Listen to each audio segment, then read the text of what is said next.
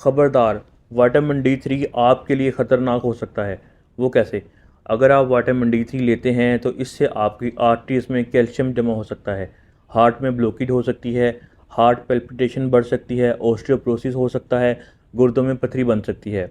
वो कैसे? इस चीज़ को आपने समझना है। विटामिन D3 जब आप लेते हैं तो इसको एक्टिवेट होने के लिए चाहिए होता है मैग्नीशियम, और जब आप विटामिन D3 लेते हैं तो ये कैल्शियम को आपकी आंतों में एब्जॉर्ब होने के लिए मदद करता है, और आंतों में कैल्शियम जज़ब होकर आपकी ब्लड वेसल में आता है। अब कैल्शियम को आपकी हड्डियों में जाने के लिए चाहिए होता है विटामिन K2। अगर आपने विटामिन D3 के साथ विटामिन K2 नहीं लिया तो कैल्शियम आपकी आर्टरीज़ में ही रहेगा, जिससे हार्ट ब्लॉकेज हो सकती है, क्योंकि आर्टरीज़ में कैल्शियम जम जाता है।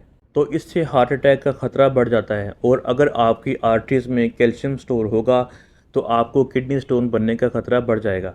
तो इसलिए अगर आप विटामिन D3 इस्तेमाल करते हैं तो इसके साथ आपको मैग्नीशियम और विटामिन K2 लेना पड़ेगा, क्योंकि मैग्नीशियम विटामिन D3 को एक्टिवेट करेगा और विटामिन K2 इसको हड्डियों में जज़ब होने में हेल्प करेगा। तो इसलिए विटामिन D3 के साथ मैग्नीशियम और विटामिन K2 लाजमी लें।